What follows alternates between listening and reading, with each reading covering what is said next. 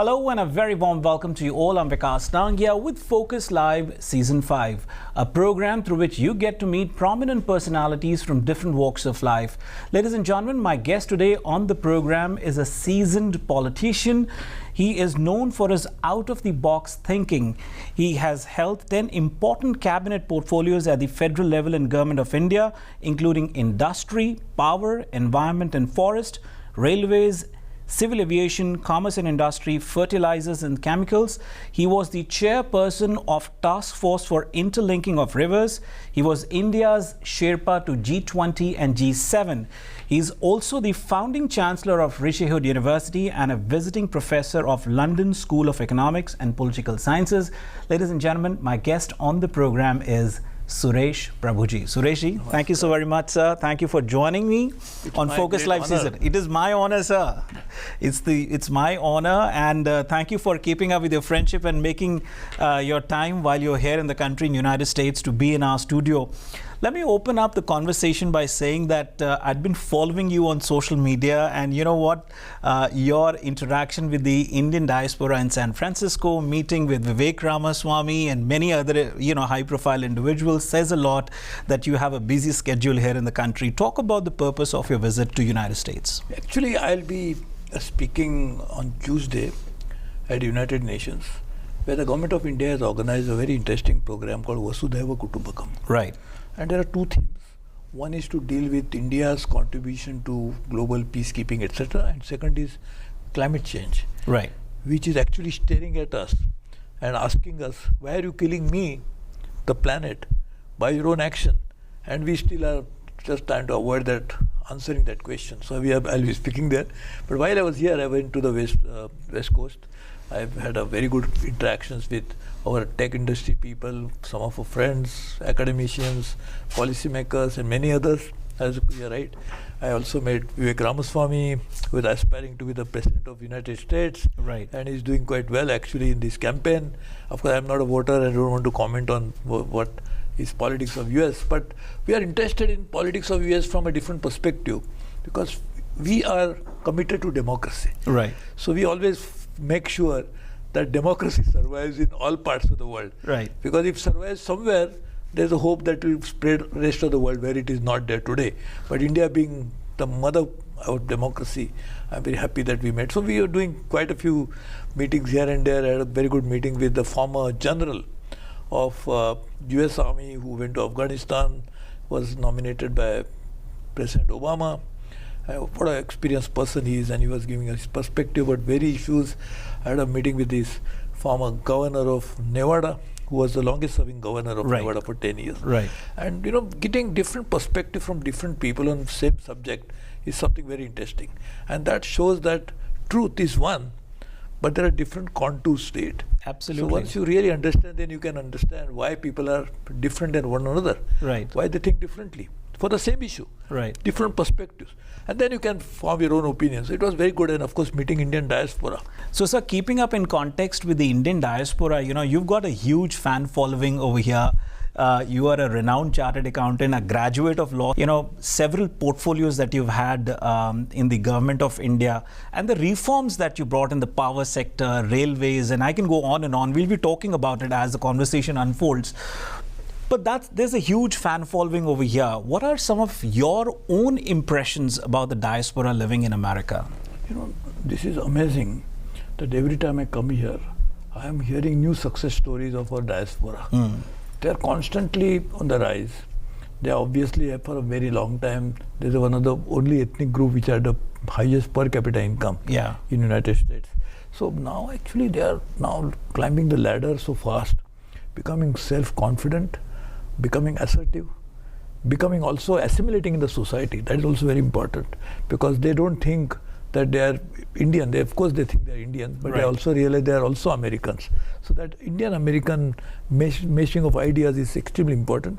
I was very impressed. Like for example, some of the top research that is now the top class research that is happening in Silicon Valley, is most of it is led by Indians.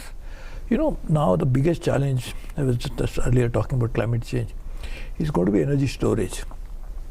So energy storage is something which is a big challenge, because unless you can store energy, today you have to instantaneously use it the moment you generate it, Right. particularly electricity. Right. So now if you can actually store it, it's going to transform the world. Yeah. The person who is leading the charge is an Indian origin person. Yeah. He's doing a great job working with Stanford. I mean, he's his own company, but he's also working with Stanford, Department of Energy of US, and they're trying to do something which will change the world in a manner that we cannot even imagine. So this is the kind of diaspora that we are really very proud of. I always tell them that, normally you look at diaspora from a perspective of how much money you send back home. But that's because India is the single largest recipient of remittance in the world, more than $100 billion. Right. But more importantly, that's not the American send. That money comes from Middle East and other places. I look at it like this, that our diaspora is our ideas bank. We can actually tap into them for solving so many of India's age-old problems. Right. Whether it's drinking water, whether it is sanitation, many issues. So I think this is the kind of work at cutting-edge technologies. If these people can actually, once they focus on it, they can do it like energy storage. Just imagine, there is so much of love for India there deep into their hearts. If they can actually be mobilized, they can be energized, channelized to make India's social problems be addressed. I think there is no place better than American diaspora, because they are working here. They work with the rest of the world. Yeah. There are people who are coming, Latinos are coming here, they are working here. There are people coming from Europe, they are working here. Africans are already here. So I think, this is the experience they have gathered of solving the problem, understanding the complexities of issues, and their brain power. Yeah. And brain power, brain is here, heart is here, and there's a connect between brain and heart. Right. So they know they can use the brain for addressing their heart is what heart is asking them. Right. Dil mange more. So I think dil mange more, they know exactly what is to be done. I also want to get your reaction now on Vasundhara Kutumbkam, as it's not just about the friendship between India and United States, which is at the next level at the moment, but also with the recent, success of G20 summit in India. And India now, and that was the theme of the G20 summit in India, Vasundhara Kutumbkam. And also, it's really the moment where it's, the government is really doing its best to walk the talk, in front of the world. And they're putting the best foot forward. So, tell us a bit about what you plan to speak at the United Nations for this international conference of Vasundhara Kutumbkam. That's part A. And also I want to get your take on the recent success of G20 summit in India. See, first, Vasundhara Kutumbkam. Just imagine how enlightened we have always been. See, we are the single largest living civilization in the world, longest. But that civilizational length of civilization, the time that we have spent on this planet living together as a civilizational entity, has given us lots of wisdom. Because we have seen problems. See, how the wisdom comes. Yeah. Child falls, so that next time the child realizes I should not walk like this, otherwise it will fall. Yeah. So slowly that DNA gets built up, and then they understand, and it goes from genes to genes. So that wisdom transmits in that form. So just imagine the idea of Vasundhara Kutumbkam. When we thought about it, there was no globalization. When we thought about it, there was no pandemic that all the world was affected at the same time. Sure. When we thought about it, there was no climate change. But we started realizing at that time, we are one family. And now just imagine, today, and that's what we said during the pandemic, that no one is safe unless everybody is safe. Correct. Now this is exactly what is now hitting at us. That if there is a problem in Ukraine, whole world gets affected, whether by energy prices going up or the food shortage is rising. Global economy effects. So now, one. Secondly, more importantly, we have now realized if there's a fire in Amazon, it affects people in Asia. What is the relationship? Because the skies are linked to one another. Correct. Oceans are linked to one another. We are all linked to one another. That's why Vasundhara Kutumbkam is the right way of thinking, that let's all work together as a family. If you don't work as a family, then we'll really be one of the days, all of us are going to get affected. Mahatma Gandhi is a fantastic saying. I keep repeating it. That how can you sleep in peace when you know that your neighbor is going hungry and therefore is just trying to sleep there. So just imagine, this is the reality. If your neighbor is hungry, you can never be happy, because one day or the other he is going to react to it, retaliate, or he is going to do something. So world now don't realize we are a family, and we have to take care of each and every country as a family member. We are not going to succeed. That's what Prime Minister Modi thought about this theme for the G20. And as you correctly said, G20 was India's first ever. India hosted no other event like G20 before. This was the biggest one. Thanks to Prime Minister, I looked at G20 and G7 for a very long amount of time, probably longest time under his Prime Ministership. And I've seen that India's role is changing. People are looking at India as a problem solver. There was a time when people used to always say that you are a part of a problem. Now people want to find out India as a part of a solution. It's a great change in the matter of last few years. It's a great paradigm shift, yeah. Yeah, and now, even I will tell you, actually people don't realize it, that Paris Accord was a landmark event in climate change discourse. Because after the Kyoto Protocol, Paris Accord was one of the big event. Paris Accord, that time Prime Minister Modi was the Prime Minister of India, Hollande was a President of France, where the Paris talks were happening, and President Obama was in the US. Both the presidents talked to Prime Minister Modi and said, please make sure that we get this accord to save the planet. Right. And Prime Minister Modi played a very key role. So now that's the point I was making of solution. So we are now becoming part of the solution. And therefore we think, like for example, look at energy. Changing energy mix of the world is very important to save the planet. India is leading the charge. We are actually going in for renewable energy. We are going in for hydrogen.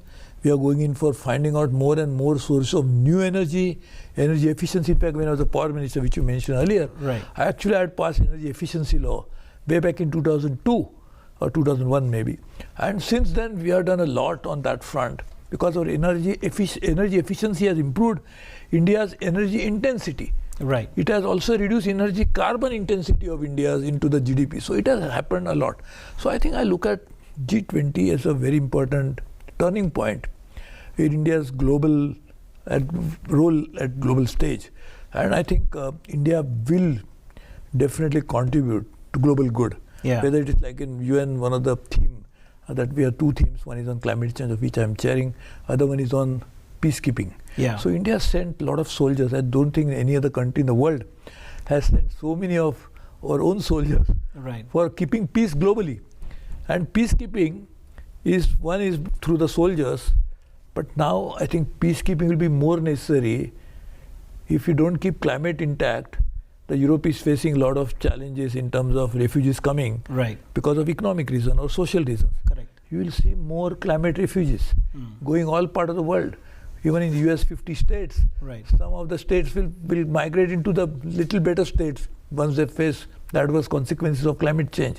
So I think we have to really look at it, and India has an experience, and particularly the age-old knowledge which has come from civilizational living on this planet. I think we owe it to the rest of the world to share that wisdom with them. Climate change has been a core, passionate subject of yours that you've been very vocal about. Talk about India's present scenario, as you mentioned about hydrogen technology, and so much more is happening. How India can lead the world in this particular sector, which is the need of the hour in climate change area. See, I was actually Minister of Environment and Forest 98. Yes. So I attended a COP4, which is now there's a COP28, which will happen soon. So that was in Buenos Aires, Argentina, when I was Minister under Atal Bihari Vajpayee. I've seen since then, there are good things and bad things. The bad thing is that climate change is talked about but not acted upon. And therefore the global temperatures are rising. This was the hottest month ever recorded on this planet. Europe, everybody suffered. The good news is that now we are moving towards a collective action. So energy mix change is one of that very critical area in which I personally feel that can really change, because energy and environment are the two sides of the same coin. So if you change energy mix, climate change will be addressed properly. So to do that, India particularly is doing a lot in terms of now, for example, and why India? That's very important. the incremental consumption of energy of different kinds. Right. Energy can be liquid fuel, it can be of electricity, it can be fossil fuel, anything. The incremental use of energy, India will be the largest consumer. Incremental. So if US is of course the biggest one, Right. China is also rising very fast in terms of consumption of energy, but incremental energy use, India will be the largest. So just imagine, when we are going to be the largest incremental user of energy, and if you make a shift for better, it will save the planet. Right. So therefore India is very important in this context, and I think that's what I've seen from COP for last 23 years. So India is important in terms of the consumer market or in terms of innovation? Both. See, because we are a consumer market, the innovation is, there is a incubation for innovation, because if you do something, the market is just right next door. Yeah. So if you're selling pizzas and your next door neighbor wants to eat hundreds of pizza, Yeah. that's a good thing, right? Isn't Yeah. it? So that's what is actually going to happen, that India is becoming an innovator thanks to the problem that we're facing. What is innovation? Innovation actually addresses a challenge. Right. So therefore we have a big challenge, because today if you look at the fossil fuel basket, we import all of it, most of it, except coal. Coal also we import, but coal we have. But otherwise gas, oil, most of it gets imported into the country. So right now the problem is that these are the family of fuels, whether coal, gas, oil, they are the cause of emitting more carbon. And we have a possibility, because we have 300 days of good sunshine, Right. to change the energy mix. Hydrogen. Another great important thing is that we can use the same solar energy to break water into two parts and separate hydrogen and oxygen, and then use hydrogen for generating more energy. Right. And for that we don't need to use fossil fuel. Now you're using, to make hydrogen, you're using solar energy. Right. And solar energy you can generate infinitely. And that's a real source of energy. Correct. Actually. Viewers, we're going to take a quick short break over here. On the other side of the break, we'll continue our conversation with Suresh Prabhuji. You stay tuned. Sir, you be with us. We'll be right back after these messages.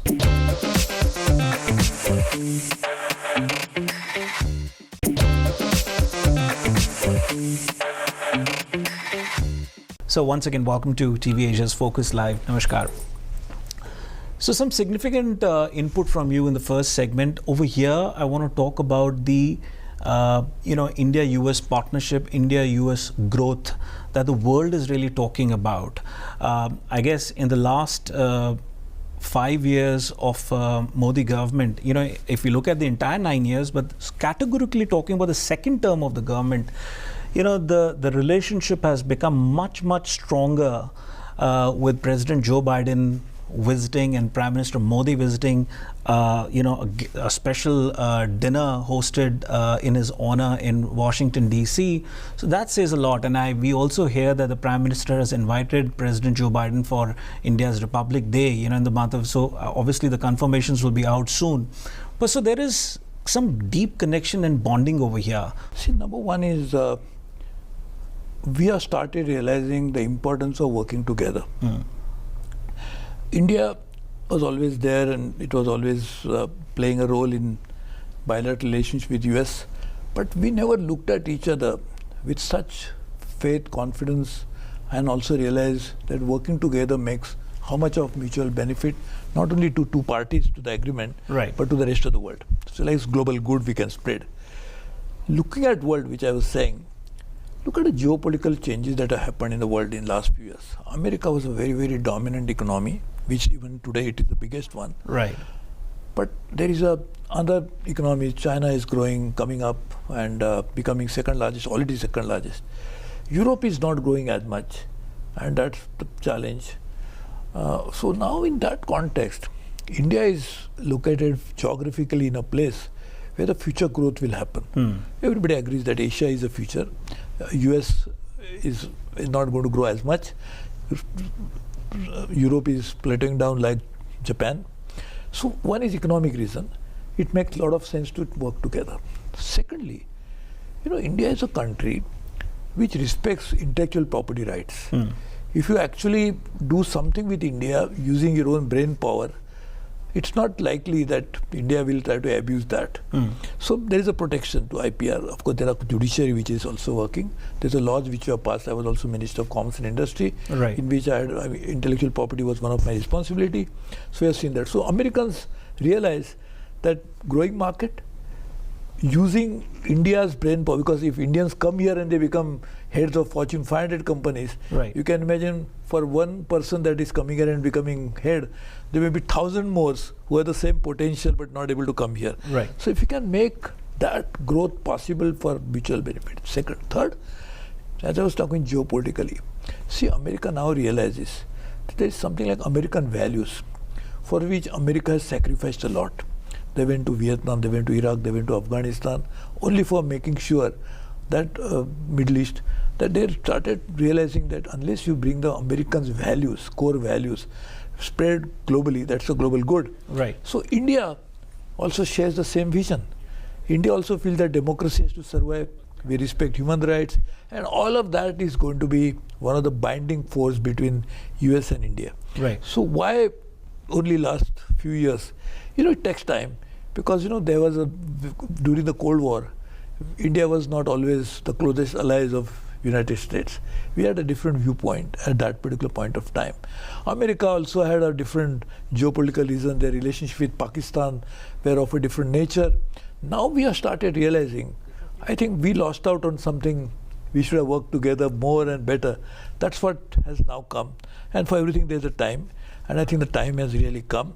Thanks to the leadership of Prime Minister Modi, who actually has invested a lot of his political capital into making this relationship work and take it to the new level. It will be a hugely beneficial relationship at a time when American companies who invested in Asia but in some other countries, not India, are now looking at India as a very preferred destination.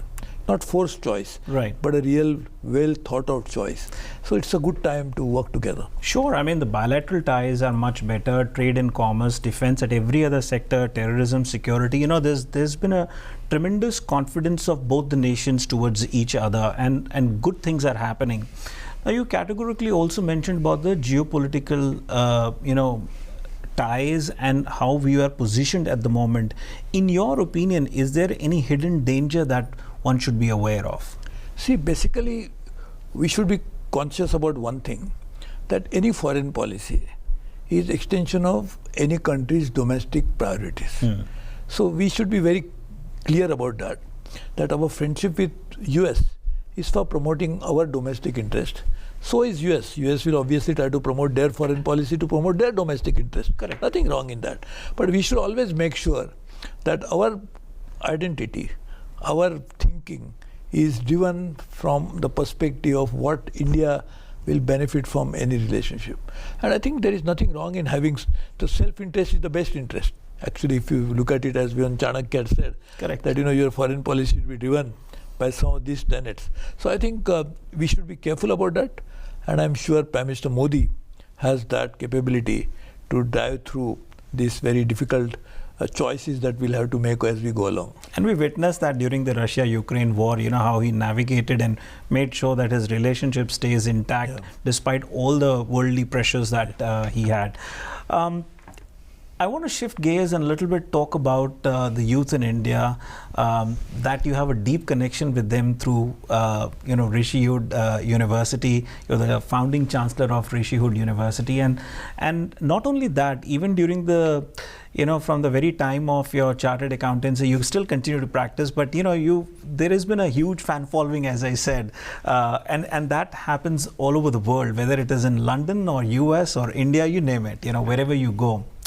So the youth today is looking for certain guidance and direction. At Rishi Hood University, what is that you continuously advise to the sharp young brains of India? See, actually it's a very big challenge, honestly speaking, because 65% of India is below 35. And sir, pardon me, the reason why I ask you this question is that the fact is that each time I visit India, I kind of realize that as many opportunities are opening up, one cannot neglect the fact that the situation is also very complex and very competitive. It's not that easy to break into. There are hundreds and thousands of students who, come to, United States of America, Canada, Australia, UK to pursue their higher education. So that was the reason. That what is it that you advise to the sharp brains who continue their higher education back home in India itself? See, it's very important. Like we just earlier talked about energy transition. Right. I think there is a economic transition also happening, in which the jobs, what every youth wants, ultimately he wants livelihood, right? Yeah. So he wants a job to pursue something whereby he can run his family, he can have his career.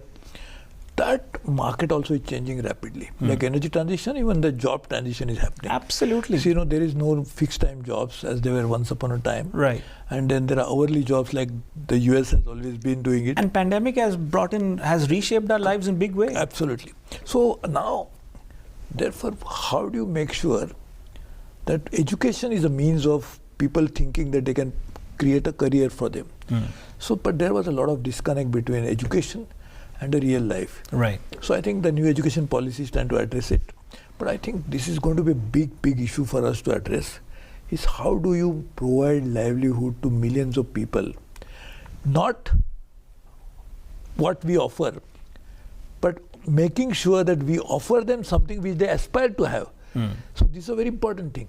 You can give them a livelihood, but if they don't want that and they have a different aptitude, then it's not going to work. So making both work at the same time is going to be a very big challenge.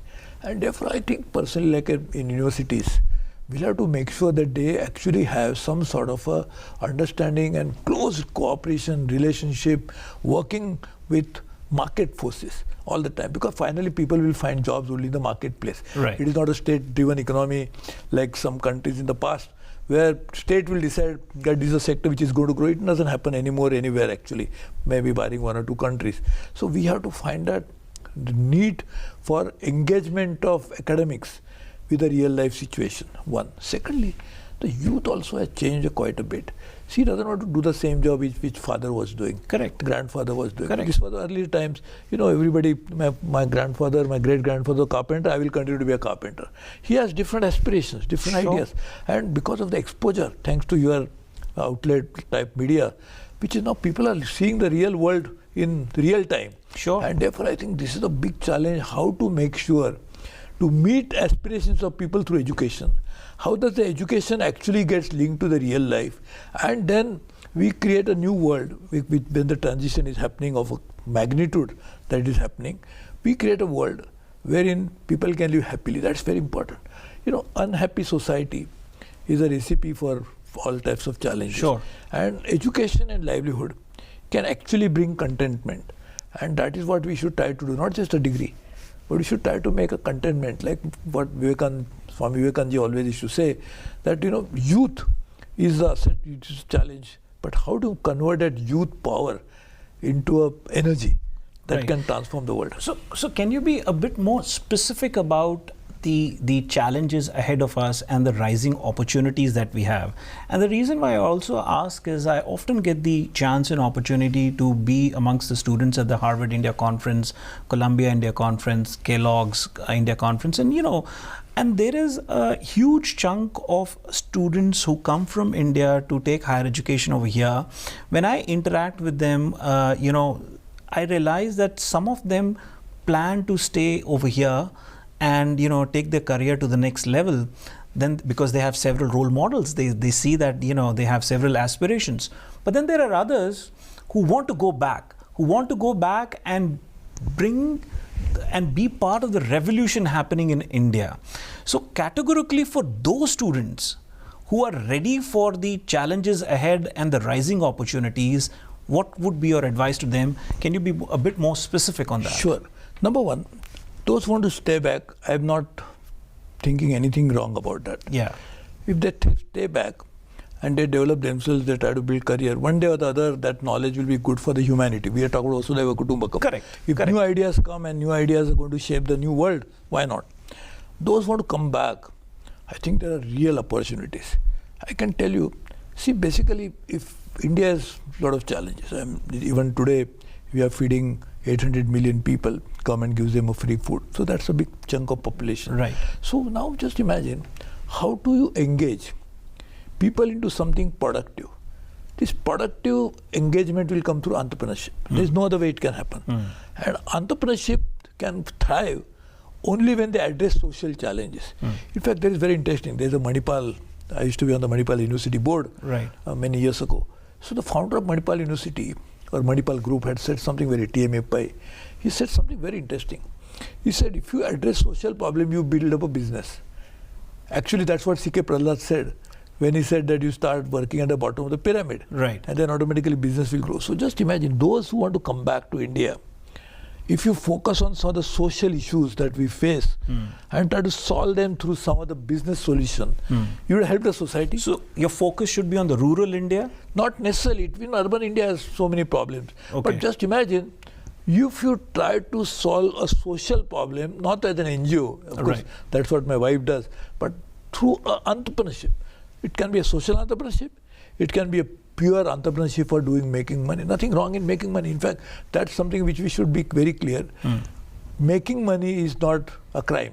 Right. Making money wrong way is obviously a crime. Correct. But making money through entrepreneurship, you're creating jobs. More people will be gainfully employed. And that's what productive engagement of society is the real tenable solution and a sustainable solution for making sure that we create a contentment and happiness in the minds of the people. So that's what we have to do.